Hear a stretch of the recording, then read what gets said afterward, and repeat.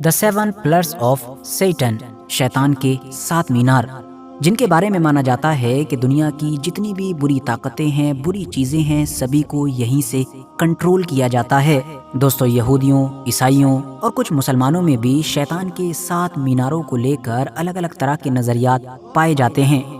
मुझे उम्मीद है कि आप में से ज़्यादातर लोग तो इस कॉन्सेप्ट या फिर इस नाम के बारे में पहली बार सुन रहे होंगे,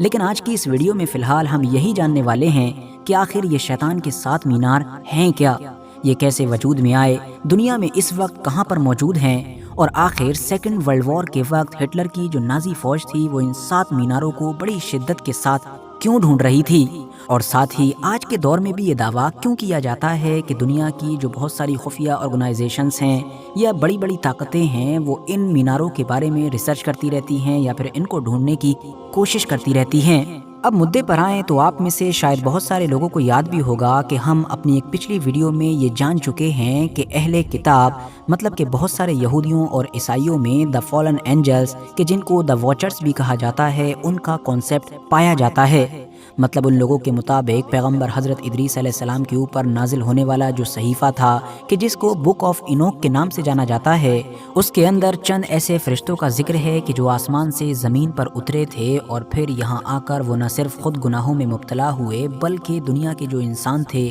उनको बुरे से बुरे काम की तरफ धकेलते चले गए, बल्कि उन्होंने तो अपना मकसद ही ये बनाया था कि इंसानों को बुरे से बुरे कामों की तरफ धकेल देंगे। हालांकि जैसे हमने पिछली वीडियो में क्लियर किया था कि ये अहले किताब का ही नज़रिया हो सकता है, वरना इस्लाम के पर्सपेक्टिव से देखें तो क्योंकि फरिश्ते मासूम होते हैं, गुनाह नहीं कर सकते, तो इसीलिए बुक ऑफ इनोक में मेंशन हुए ये द वॉचर्स कि जिनको द फॉलन एंजल्स मतलब कि गिरे हुए फरिश्ते भी कहा जाता है, ये हो ना हो जिन्नात ही होंगे। अहले किताब में बहुत सारे लोगों का ये नज़रिया है कि बड़े से बड़े गुनाह करने की वजह से और खुदा से बगावत और खुदा की नाफरमानी करने की वजह से सज़ा के तौर पर ये जो द वॉचर्स थे इनको दुनिया के अलग अलग इलाकों में कैद कर दिया गया। साथ ही ये लोग ये भी नज़रिया रखते हैं कि आसमान से गिरने वाले ये एंजल्स, ये फरिश्ते ज़मीन पर जिस जिस जगह पर गिरे थे उस ख़ास जगह को शैतान हमेशा से ही अपने सेंटर, अपने मरकज़ के तौर पर इस्तेमाल करता है। इनके मुताबिक शैतान के ये हेडक्वार्टर्स दुनिया के अलग अलग इलाकों में फैले हुए हैं और इनकी टोटल तादाद 7 है, और इन्हीं को ही द 7 टावर्स ऑफ डेविल या फिर शैतान के 7 मीनार कहा जाता है। इंसानों को बहकाने, उनको किसी भी तरीके का नुकसान पहुंचाने या फिर दुनिया में कोई छोटी बड़ी बुराई फैलाने की तमाम मंसूबाबंदी यहीं से होती है। साथियों, फ्रांस के एक मुस्लिम मुहक्किक, एक मुस्लिम स्कॉलर हैं या साथ ही कह सकते हैं कि मुस्लिम हिस्टोरियन भी हैं, जिनका नाम है अब्दुल वाहिद याहिया। इन्होंने अपनी ज़िंदगी का एक बड़ा हिस्सा सिर्फ शैतानों के इन 7 मीनारों पर रिसर्च करने और इसकी खोज लगाने में गुजार दिया। इन्होंने अपनी ज़िंदगी का ज़्यादातर हिस्सा मिडिल ईस्ट से जुड़े हुए बहुत सारे अलग अलग तरह के सूफिया के साथ गुजारा और आखिर में दुनिया वालों को शैतान के इन 7 मीनारों के बारे में कुछ इस तरह से खबरदार किया। इन्होंने लिखा कि शैतान का जो पहला मीनार है वो दरअसल अफ्रीका के उस नाइजर देश में मौजूद है कि जो कभी न सिर्फ बहुत ज़्यादा तरक्की याफ्ता हुआ करता था बल्कि वहाँ की ज़मीन भी काफ़ी हरी भरी और फर्टाइल हुआ करती थी, मगर वक्त के साथ ज़मीन की सख्तियों ने और मौसम के बदलावों ने इस इलाके को खुश्क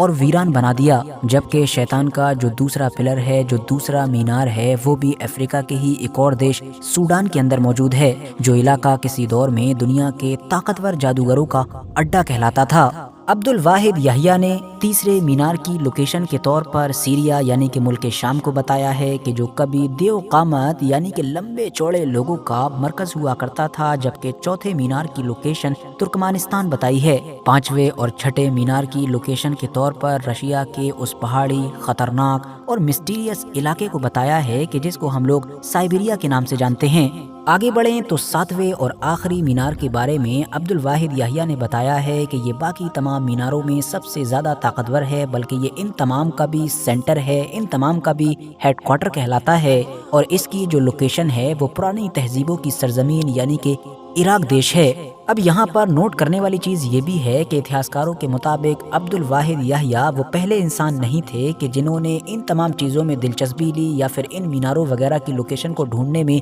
इतनी मेहनत की है, बल्कि हिटलर की ताकतवर नाजी फौज के बारे में भी ये दावा किया जाता है कि अपनी तबाही से पहले आखिरी दौर में वो भी इन्हीं मीनारों में से किसी भी मीनार की लोकेशन ढूंढने के लिए बेताब थी। जबकि दावा तो ये भी किया जाता है कि आज के दौर में भी ऐसी बहुत सारी ताकतवर ऑर्गेनाइजेशंस हैं कि जो खुफिया तौर पर इन सारी जगहों से रिलेटेड खोजबीन करती रहती हैं। अब यहाँ पर ये इंटरेस्टिंग पॉइंट भी मेंशन करना ज़रूरी है कि अहले किताब के अलावा यहाँ पर एक और ऐसा रिलीजन या आप कह सकते हैं कि एक और ऐसा ग्रुप पाया जाता है कि जिसके अंदर शैतान के या डेविल के या आप जो भी इनको कह सकते हैं उनके पिलर्स का कॉन्सेप्ट पाया जाता है, और वो ग्रुप है यजीदी धर्म। बस फ़र्क इतना है कि अहले किताब में जो चीज़ें निगेटिव वे में देखी जा रही हैं वही चीज़ें इस रिलीजन में पॉजिटिव वे में देखी जाती हैं। वो इसलिए क्योंकि इस रिलीजन में जिस एक खुदा की इबादत की जाती है उसको इस रिलीजन के लोगों की तरफ से मलिक ताऊस का नाम दिया जाता है, जिसको ये लोग एक मोर के जरिए से पोर्ट्रे करते हैं। और जाहिर है इनके यहाँ पर मोर को न सिर्फ खूबसूरती की अलामत ही माना जाता है बल्कि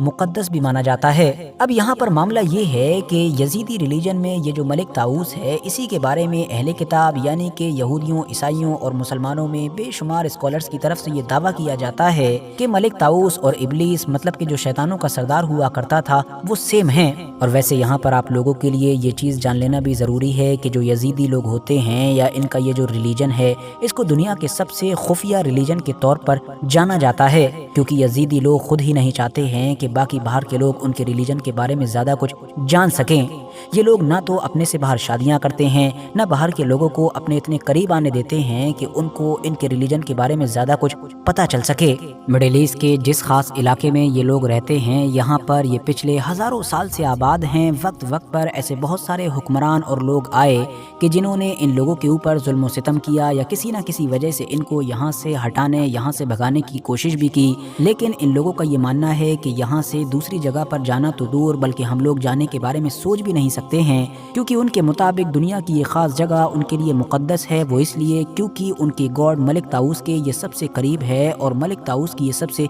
पसंदीदा जगह है। दूसरी तरफ जो गैर लोग हैं मतलब कि जो गैर यजीदी लोग हैं कि जो आसपास के इलाके में रहते हैं और जो पहले ही यजीदियों के अपने रिलीजन को हद से ज़्यादा खुफिया रखने की वजह से उसके बारे में ज़्यादा कुछ जानते भी नहीं हैं, तो उनकी तरफ से इस खास इलाके को बहुत ज़्यादा मिस्टीरियस या फिर हैबत ज़्यादा माना जाता है। आम लोग ही नहीं बल्कि जिस दौर में अमेरिकन फ़ौज भी इस इलाके में रहा करती थी उस दौर की भी ऐसी कहानियाँ मशहूर हैं कि जब फ़ौज की तरफ से बड़ी ही अजीबोगरीब किसी चीज़ को देखा गया हो और फिर वो चीज़ वहाँ से गायब भी हो गई हो। साथ ही जैसा कि हमने पहले ही जाना कि मुस्लिम फ्रेंच हिस्टोरियन अब्दुल वाहिद याहिया की तरफ से भी अपने 7वें मीनार की लोकेशन के तौर पर इसी जगह को बताया गया है और ये भी कहा गया है कि इन 7 मीनारों में ये मीनार सबसे ज़्यादा ताकतवर है। साथियों, अब्दुल वाहिद याहिया या इन्हीं की तरह और भी जो बेशुमार यहूदी और ईसाई स्कॉलर्स हैं उनके 7 मीनारों से रिलेटेड इन नज़रियात पर आप लोगों की क्या राय है कमेंट्स बॉक्स में ज़रूर बताएं। और ये वीडियो अगर आप लोगों को वाकई जानकारी से भरपूर लगी हो तो लाइक करने के साथ साथ दोस्तों के साथ ज़रूर शेयर करें,